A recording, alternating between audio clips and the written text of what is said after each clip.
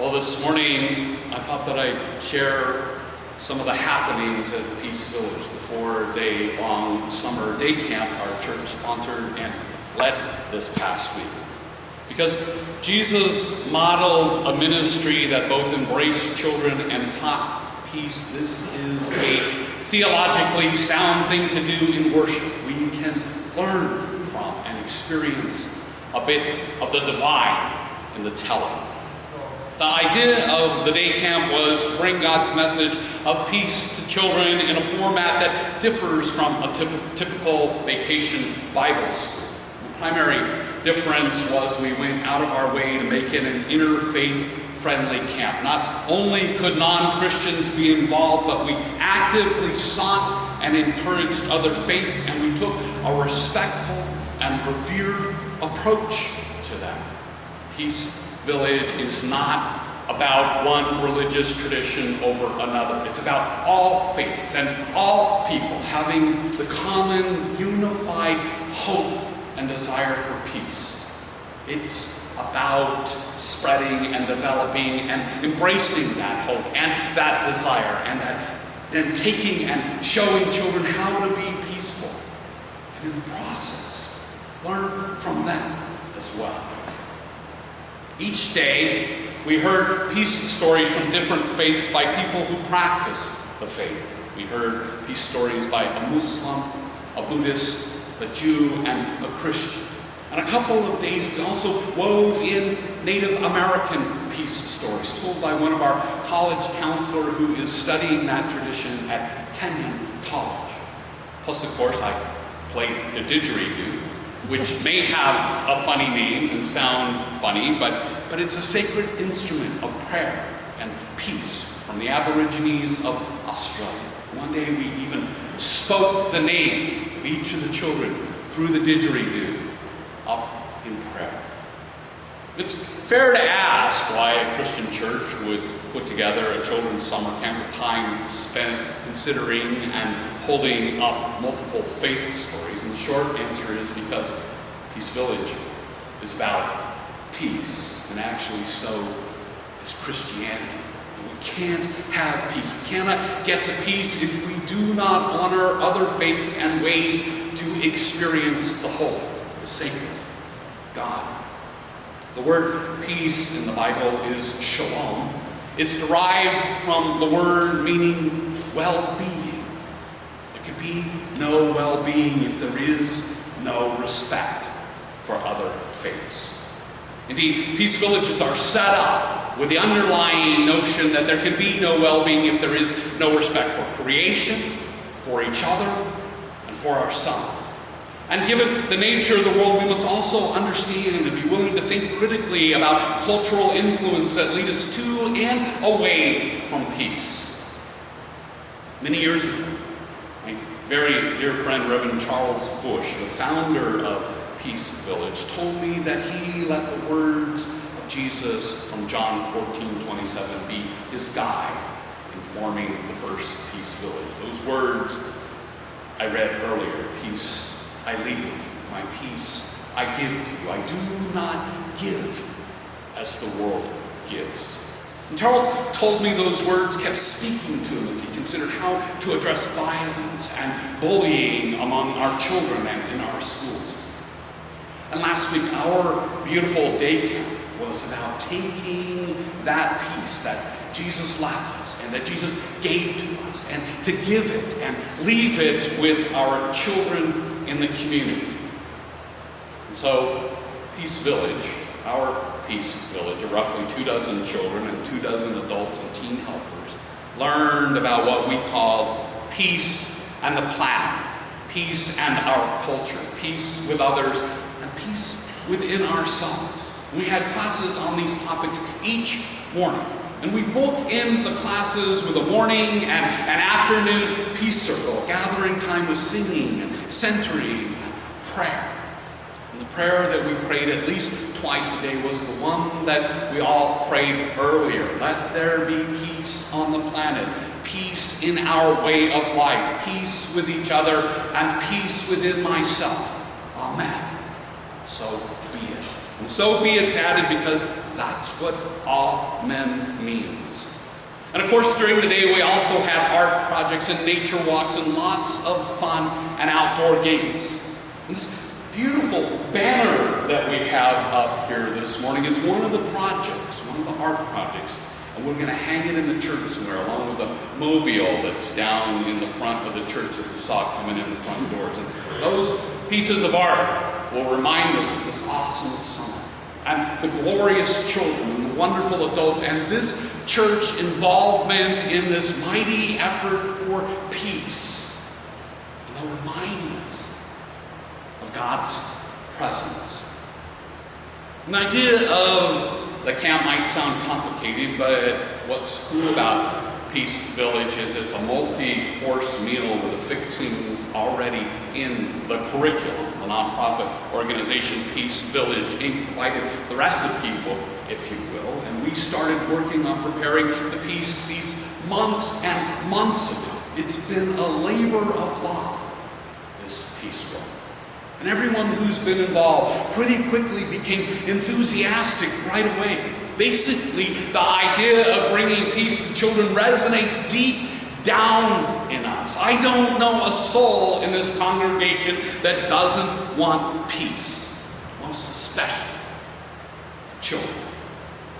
Peace Village provides and provided for us a very real, very tangible way to do this, to bring peace to children. So far, I've only spoken to some abstract ideas and ideals or general descriptions, but I want to detail some of the week for you. It was such a beautiful thing. And truly, much of it is hard to put into words. You had to be there soaking in the experience kind of thing. So what I'm describing is an echo, a snapshot of our experience. But even in the retelling, there's wonderful vibrations of love and peace. And I have to say that there is a part that we can all still go out and fully experience. We held Peace Village at Ariel Foundation Park. We chose the park because even way back in the fall when we started planning, we could tell that it was being made into very holy ground. Ted and the town's leaders and all the donors and planners had a vision that created a place where the divine can be experienced in the visual and the tactile splendors in places created by humans and naturally made by God. It's a wonderland of hills and rocks and grasses and trees, lakes and streams and places to play and climb and to sit and have fun and to think and to pray and to contemplate the divine. You can witness in the vast acres of that world-class park pockets of peace, of well-being, and they can bring a sort of openness to exploring bits of the shalom and bits of God. At Ariel Foundation Park, God not only resides, but is still speaking. And so we pitched our camp there to expose us all to a place like that. We walked the paths and in the river, and we sat and listened and looked, and we also stood and rolled and jumped and played and canoed, and we heard the still voice of God calling us to peace with all that is, ourselves, others, creation, and community. And I'm so happy to report that we heard God's voice. We experienced God not only in the setting, but in the songs that we sang, the stories that we shared, the lessons taught, the games, and the fun that we experienced. But for all our work and effort and outdoor splendor, we especially experienced God in the children. We saw God in our honored guest presence from the very moment that they began to arrive on Monday morning to their last leap for joy at our closing group photo op. I've worked with children in various capacities since I was in middle school, which was a long time ago. And the truth is, I have yet to encounter a child that did not project the voice of God singing out from his or her very own being. Children are perhaps the easiest portal to God for most of us. Love, wanting a child's well-being, is very strong desire in most adults. If God is love, then it makes sense that in children we find a natural conduit, a flowing pipe line accessing us to godliness. If God is also the creator who resides in creation, we can sense God in our natural call as adults to be endeared to children. And skeptics might call it innate for us to be endeared by young ones, but it feels less like science to me and more like a divine, loving force at work, calling and beckoning us to love those little ones and feeling love exude out of them. All during Peace Village. Children radiated the presence of God in their smiles, questions, their hand-holding and hugs, their laughter and singing, even in the few tears that we saw and experienced. There was God. And best of all, God was there in the children's easy way of quickly bonding and caring for instant new friends. With peace is the aim. And the message of a camp, making others a part of the community, comes with ease. It's a part of the camp. Would that human adults could so quickly deem the others we encounter as our dear friends and show kindness and care that the children showed one another last week. It was such a beautiful thing to see and experience. Mahatma Gandhi said, if we are to teach real peace in the world, and if we are to carry on a real war against war, we shall have to begin with the children. And I would add to that, by teaching children peace, we adults can also teach ourselves peace, because in each child the radiant beam of God is present in their being and in much of their natural actions with one another. We adults can learn from that presence and those actions, as well as from the words that we instruct and the actions we take to bring peace and to model peace for children. Gandhi's 20th century observation, if we are to teach real peace in this world, and if we are to carry on a real war against war, we shall have to begin with the children, can be heard to echo Jesus' teaching in our text today. We're told that people were bringing little children to Jesus in order that he might touch them. And the disciples spoke sternly to him. But when Jesus saw this, he was indignant, and he said to them, let the children come to me. Do not stop them, for it is to such as these that the kingdom of God belongs. Truly, I tell you, whoever does not receive the kingdom of God as a little child will never enter it. And he took them up in his arms, and he laid his hand on them, and he blessed them. And if we consider that what Jesus meant by kingdom of God is heaven here, now, on earth, then Jesus can be heard to profoundly be advising adults who would sternly shoo children away from being touched by Christ, that it is children and those who are like them that bring about heaven. And so while Peace Village was created to bring peace to children, the result is that they bring peace for us, just as they bring the presence of God. Better yet, because they bring the presence of God. And from a progressive Christian standpoint, the presence of God in humans is what we call the very incarnation of God, of Christ. And it really ought not to upset any Christians if that incarnation of God is facilitated by respectful work with other religious traditions and religious peoples in a quest for peace. The only negative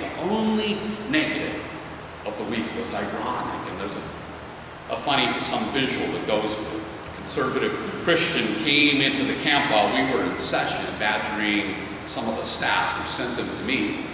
And he tried to lecture me about our mixing Christianity with the pagan.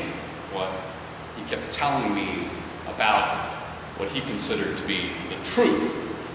And as I sort of let the fellow hear and know in certain terms a longer version of love means love, and that's a truth that we seem to disagree on, one of the church members, out of hearing, said to another staff member, I know Pastor has a habit of talking with his hands, but boy, look at him go with this guy.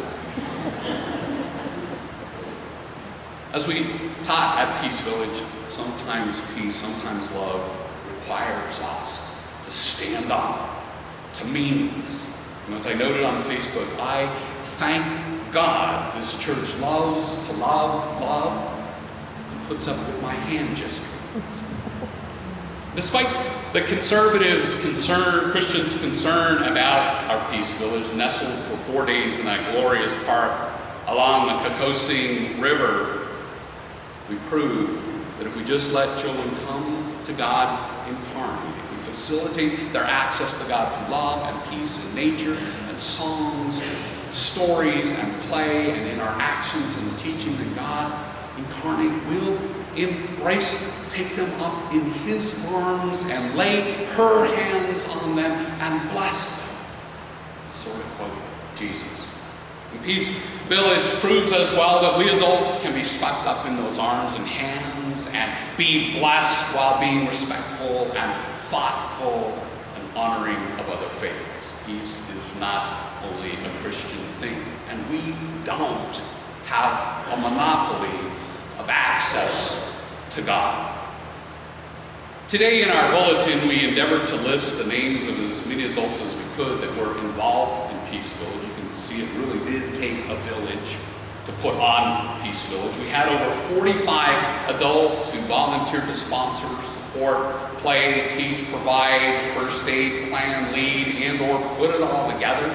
And we had 24 children learning and teaching us peace.